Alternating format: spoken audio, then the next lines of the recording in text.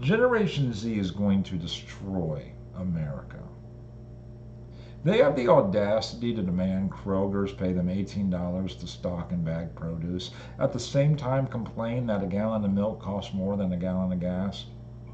It's not like there's much going on in this mindset up here. Bernie Sanders to push a 32-hour work week bill. If this goes through, this would just make inflation go through the roof. If you're making $30,000 a year, you're still going to make $30,000 a year. You just have to work 32 hours a week instead of 40, which means every hour you're going to get paid more money per hour. And when you get to 33 hours a week instead of 32, wouldn't you know it, that's when time and a half starts. So before I start today's speed run, I want to show you how scary that really is from a business perspective. They say on average the American makes about $60,000 a year, but again, I want to make this a more realistic number, all right? So if you're making $30,000 a year, that means you're making in 52 weeks about $576 a week. And if you used to make $40 a week, that meant you made about $14.42 an hour. You with me so far? But now that we're making $576 a week at 32 hours a week, now we're at $18 an hour instead of $14.42. You've already went up like 30% on price. But keep in mind also, even though this is going to make more money for people to make in their wages, there's still 7 days in a week and people are going to have to work 40 hours a week. There ain't no other way around it.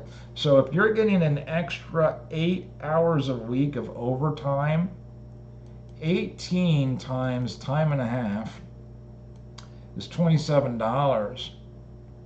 And you want to times that by 8 a week. Oops. Let me get a little deleter thingy out. There.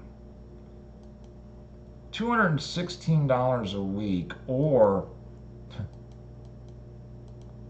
$11,232 more a year for the same job that you were getting paid $30,000 a year. This is going to kill America. Got a hell of a story for you today. This one's from the Rolling Stone. I don't know why I sung that. I actually hate this article. In case you're new around here, I'm about to do a news speed run. I took a couple of the stories of the day. I compiled their details down on the Cliff Notes. And if you want more, down in the description box will be links to where I found my articles. Having said that, I would start the timer, but the timer's broke right now. This happens every now and then. I'll fix it later. Senator Bernie Sanders is leading renewed efforts to institute a 32-hour work week nationwide, one that crucially does not decrease in pay.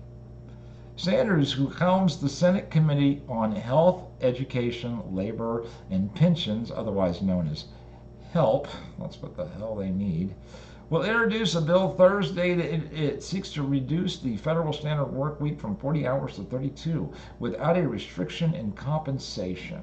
Sanders justifies a shift in work hours by citing productivity made automated and AI. Because who would know more about computers and automation? I'm serious. The financial gains from the major advancements in artificial intelligence, automations, and new technology must benefit the working class, not just corporate CEOs and wealthy stockholders. You're going to make the money go up. You're going to make them have to charge more money no matter what the industry is. The 40-hour federal standard work week was established in 1940, a couple of years after the Fair Labor Standards Act was signed by law. President Franklin Roosevelt, blah, blah, blah, blah, blah.